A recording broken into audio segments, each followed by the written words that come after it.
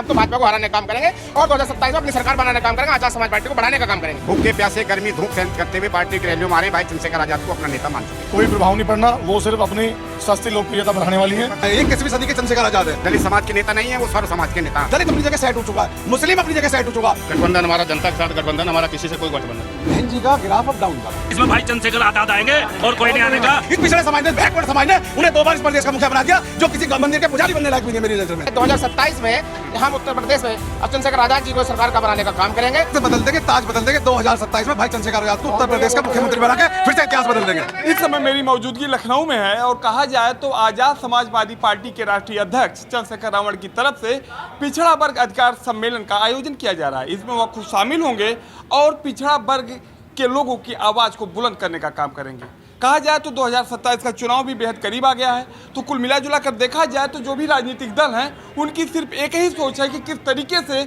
उत्तर प्रदेश की सियासत में अपनी पैठ को मजबूत किया जाए। तो मिला जुला कर देखा जाए तो जिस तरीके से पिछड़ा वर्ग अधिकार सम्मेलन का आयोजन किया जा रहा है, इसे लेकर बड़ी संख्या में चंद्रशेखर आजाद पार्टी के समर्थक यहाँ पर मौजूद हैं।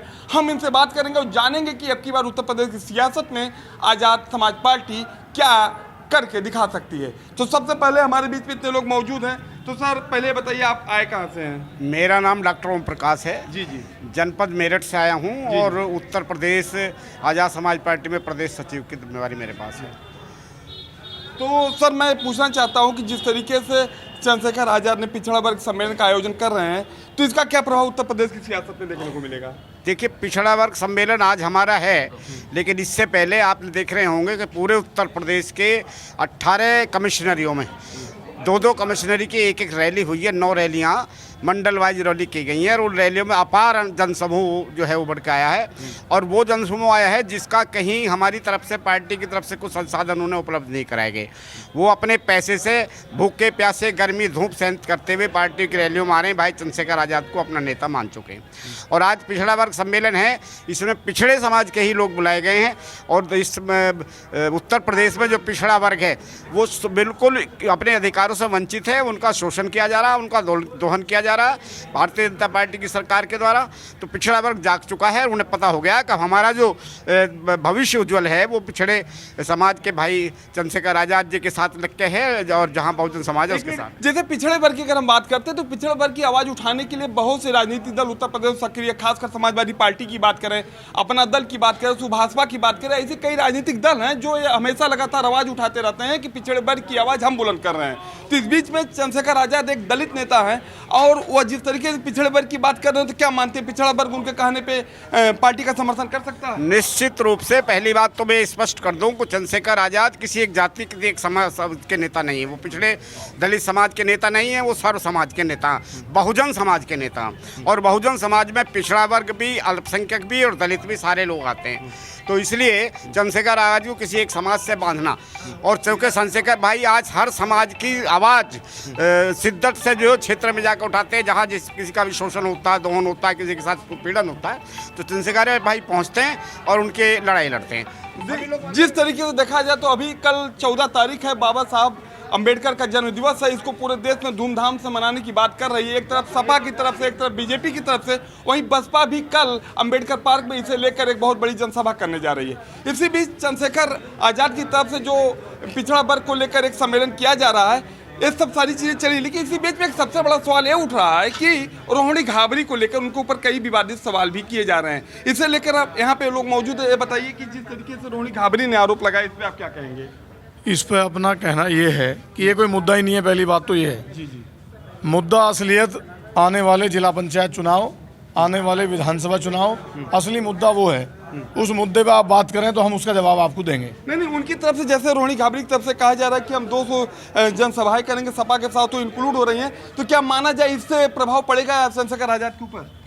कोई प्रभाव नहीं पड़ना, वो सिर्फ अपनी सस्ती लोकप्रियता बढ़ाने वाली है और विपक्षियों की राजनीति है और बरगला के कराना चाह रहे हैं। ये कोई मुद्दा नहीं है। असली मुद्दा पिछड़े समाज को राजनीतिक ताकत दिलाना और समाज में एक मैसेज ये देना कि चंद्रशेखर भाई ना कि दलित समाज के नेता हैं, बल्कि हम बात कर सकते हैं जिस तरीके से चंद्रशेखर आजाद की बात होती है, वो भी उत्तर प्रदेश में अपने को एक एक बड़े दलित चेहरे के रूप में पेश करना चाहते हैं। लेकिन देखा जाए तो मायावती का भी एक उत्तर प्रदेश में रसूख रहा है, वो बहुत बड़ी दलित चेहरा रही हैं। तो कुल मिला जुला के इस समय स्थिति ये हो गई कि उत्तर प्रदेश में अब की बार दलित वोट बैंक किसके साथ जाएगा? थोड़ा मेरा नाम संजीव पाल है, मैं प्रदेश संगठन मंत्री आजाद समाज पार्टी हूँ और मैं पिछड़ी जाति की गडरिया जाति से आता हूँ। देखिए, आज हम लोग सब लोग मेरठ से चल के आए हैं। आप जो पूछना चाह रहे हैं वो हमारा बहुजन जो वो गुजरा हुआ कल था।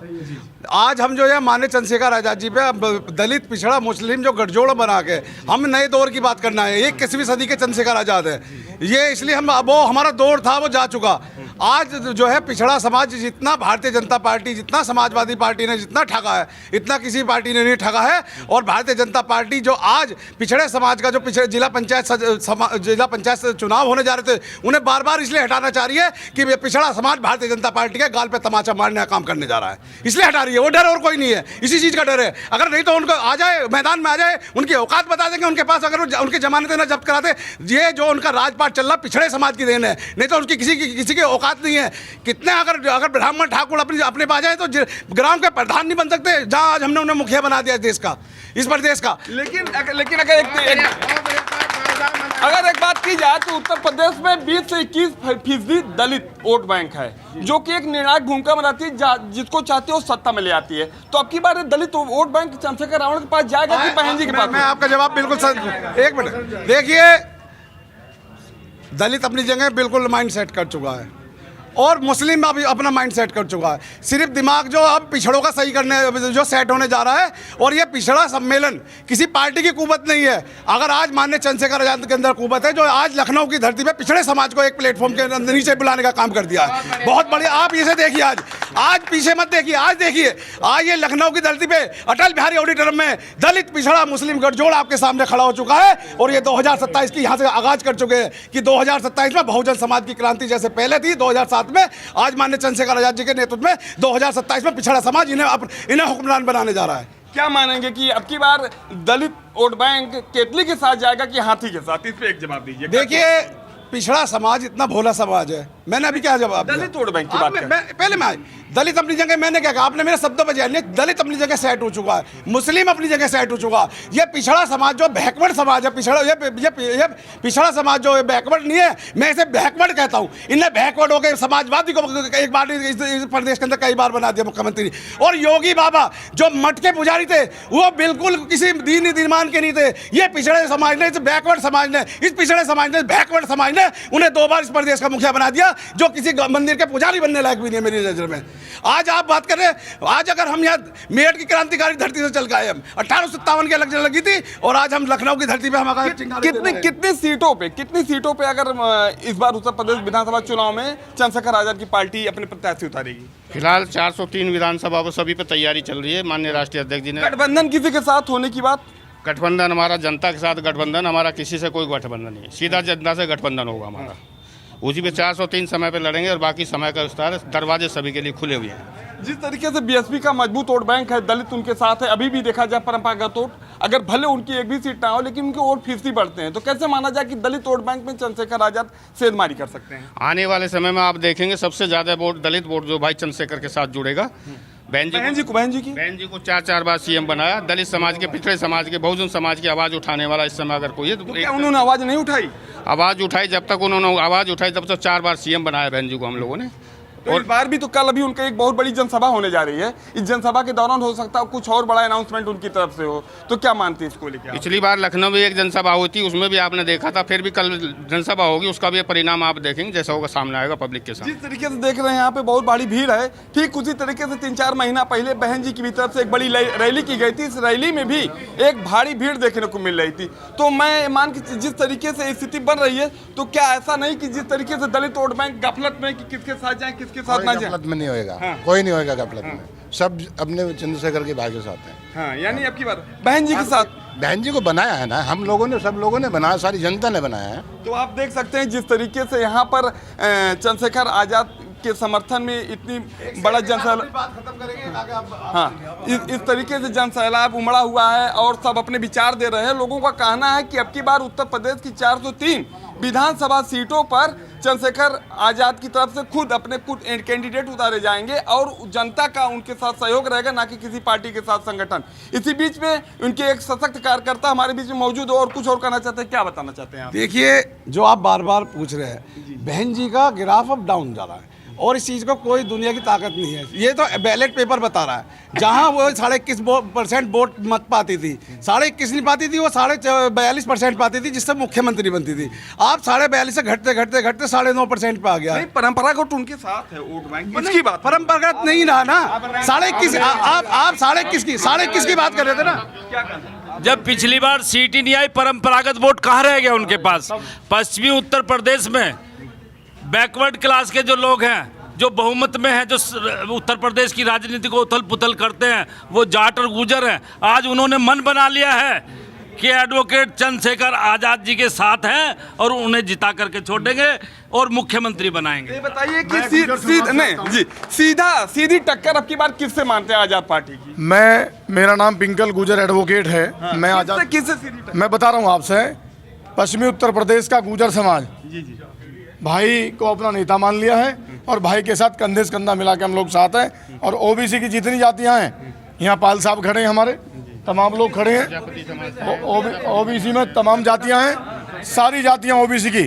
अखिलेश यादव ने मीर भोज का नाम लिया, बड़ी प्रतिमा लगाने की बात की। नोएडा से इन्होंने गुर्जर समाज को लेकर एक बहुत बड़ी जनसभा का एक आगाज किया, क्या कहना चाहते हैं? उन्होंने जब मिहिर भोज का नाम लिया तब वे कुछ नहीं थे, जब वे मुख्यमंत्री थे तब लेते। हम तब जानते उनको कि वो बैकवर्ड के लिए कुछ काम कर रहे हैं, गुजर समाज के लिए कुछ काम कर रहे हैं। 27 में तो आएंगे, 27 में आएंगे, ये कुछ नहीं कहा जा सकता। 27 में भाई चंद्रशेखर आज़ाद आएंगे और कोई नहीं आने का, और उनका किसी से कोई टकराव नहीं है। सीधी टक्कर आजाद पार्टी की किस राजनीतिक दल से सीधी टक्कर देखने को मिलेगी? किसी से कोई टक्कर नहीं।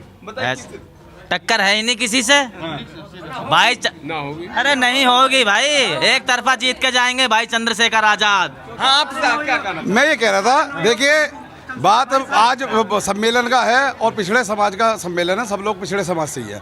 मैं आपके ऐसे आपके चैनल के माध्यम से ये कहना चाहता हूँ, तख्त बदल देंगे, ताज बदल देंगे। 2027 में भाई चंद्रशेखर आजाद को उत्तर प्रदेश का मुख्यमंत्री बना के फिर से इतिहास बदल देंगे। देख देंगे जिस तरीके से उत्साह बहुत देखने में मिल रहा, कार्यकर्ताओं के अंदर बहुत उत्साह। इसी बीच में हमारे एक युवा कार्यकर्ता हैं, क्या कहना चाहते हैं इस सम्मेलन को? मैं ये कहना चाहता हूँ, ये पिछड़ा वर्ग सम्मेलन जो है और यहाँ पर जो पिछड़े लोग हैं हमारे, इन्होंने सब ठान लिया है 2027 में हम उत्तर प्रदेश में चंद्रशेखर आजाद जी को सरकार का बनाने का काम करेंगे। और ये तय हो चुका है, जिसे आप बार बार पूछ रहे थे कि सेंधमारी कहाँ हो रही है। अब सेंधमारी हमारी किसी नहीं, हमारी टक्कर सीधे भाजपा से है, हमारी किसी से टक्कर नहीं। हम तो भाजपा को हराने का काम करेंगे और 2027 में अपनी सरकार बनाने का काम करेंगे, आजाद समाज पार्टी को बढ़ाने का काम करेंगे। नहीं, बीजेपी को तो ऐसा बताया जाए, बीजेपी की सीधी टक्कर उत्तर प्रदेश समाजवादी पार्टी से है, तो आप कैसे मान रहे हैं किस तरीके से हम सीधे बीजेपी को चुनौती दे पाएंगे? तो हम जो अगर यहाँ चुनाव लड़ रहे हैं वो बीजेपी को हराने के लिए चुनाव लड़ रहे हैं। जो लोग मंदिर में बैठने का काम करते थे, जो लोग यहाँ धर्म की राजनीति करते हैं, आज मठ से उठकर क्यों राजनीति का काम कर रहे हैं?